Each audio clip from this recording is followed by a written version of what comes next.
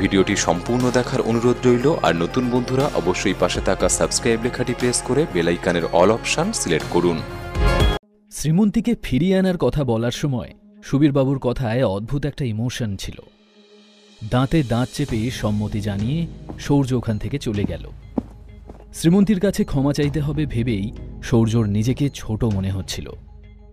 কিন্তু কি আর করা যাবে, ভাগ্যে যা আছে তাই হবে। সৌর্যর নিজের ওপর যেমন রাগ হচ্ছিল, তেমনি ওর নিজের ওপর খারাপও লাগছিল। মোটামুটি আধ ঘন্টা পর শ্রীমন্তীর কাছে একটা ফোন এলো, কিন্তু স্ক্রিনে সৌর্যর নামটা দেখেই সাথে সাথে ফোনটা কেটে দিল শ্রীমন্তী। সৌর্যর প্রচণ্ড রাগ হলেও করারও কিছু ছিল না।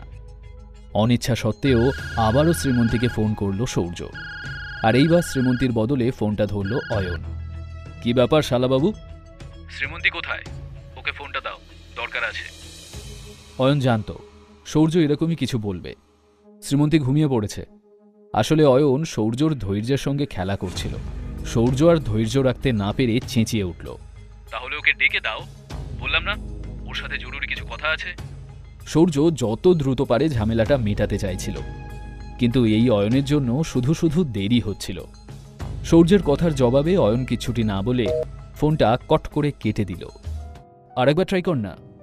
সৌর্য না চেয়েও আরও একবার ফোনটা করলে আবারও ফোনটা অয়নই ওঠালো।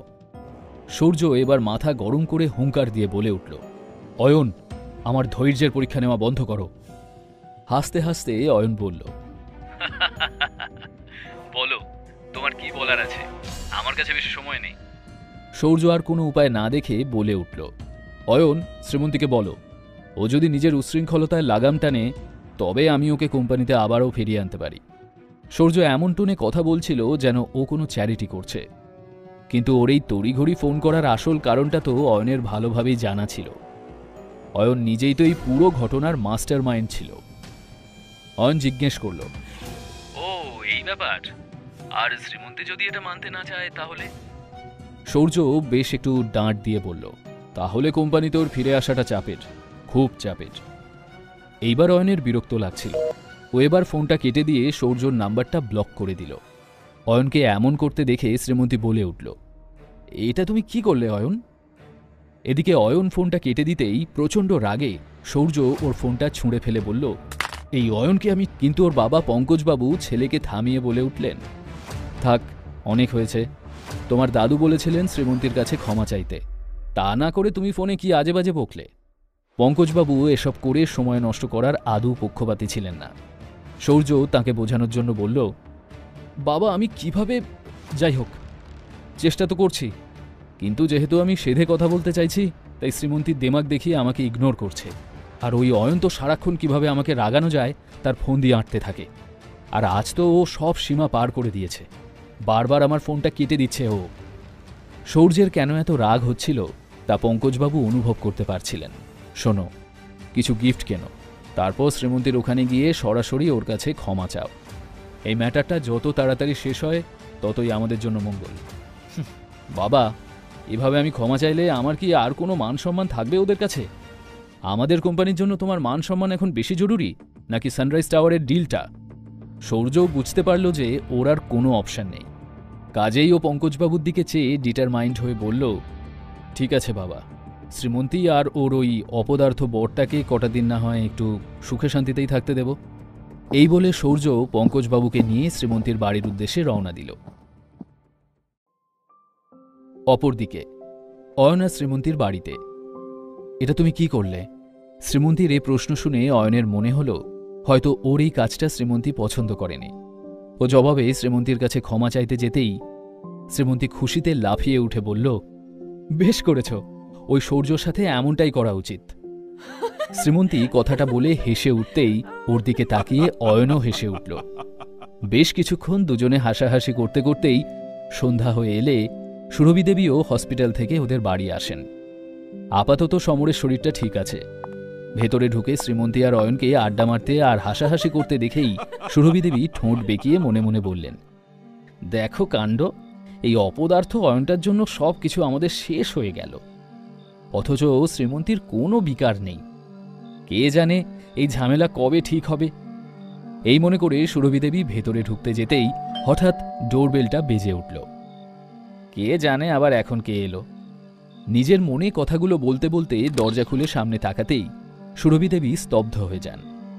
সুরভি দেবীর সামনে ওনার ভাসুর পঙ্কজবাবু তাঁর ছেলে সৌর্যকে নিয়ে দাঁড়িয়েছিলেন।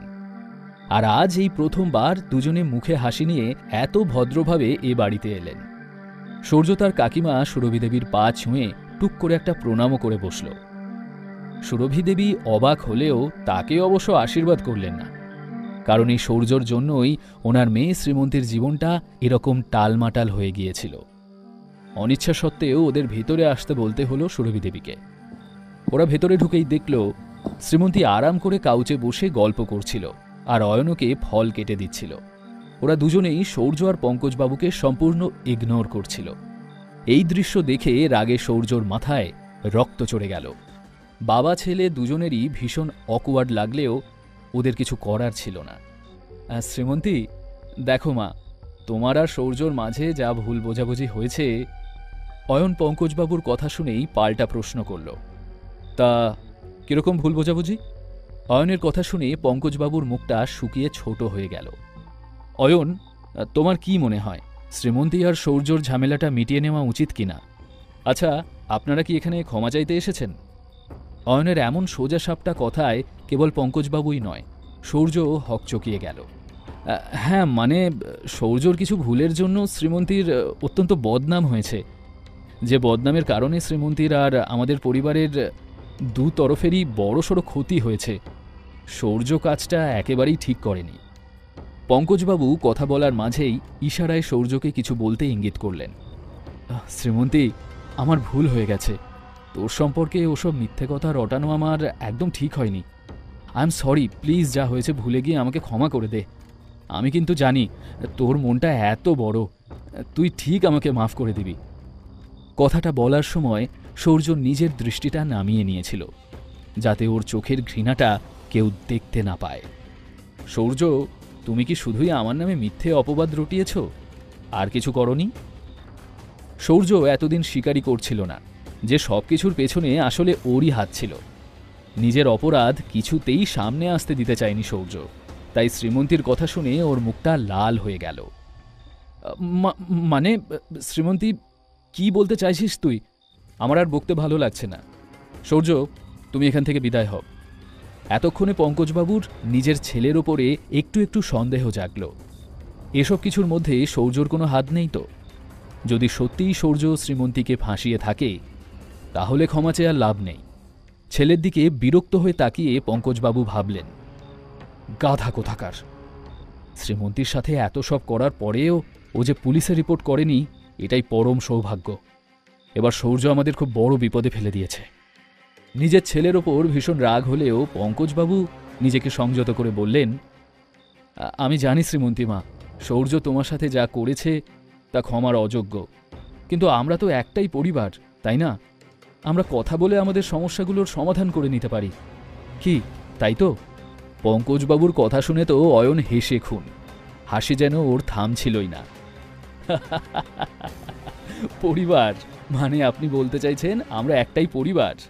তাহলে সানরাইজ টাওয়ারের প্রজেক্টটা আপনি শ্রীমন্তীর হাতে তুলে দিন। এবার কি করবেন পঙ্কজবাবু? উনি কি অয়নের শর্ত মেনে নেবেন, নাকি অয়ন আরও কোনো শর্ত দেবে যা মল্লিক পরিবারকে কাঁপিয়ে দেবে? জানতে হলে শুনতে থাকুন এই গল্পটি। তো গল্পটা ভালো লেগে থাকলে অবশ্যই লাইক করে দিও ও চ্যানেলটাকে সাবস্ক্রাইব করে বেল আইকন অল করে দিও, যাতে পরবর্তী গল্পের নোটিফিকেশন পৌঁছে যায় তোমার কাছে। আর সবার কাছে একটি করে কমেন্ট চাচ্ছি, তোমাদের একটি কমেন্ট আমাদের নতুন ভিডিও বানাতে অনুপ্রেরণা জাগায়। আর ফেসবুক থেকে দেখে থাকলে ফলো করে দিও। গল্পটা শোনার জন্য থ্যাংক ইউ সো মাচ।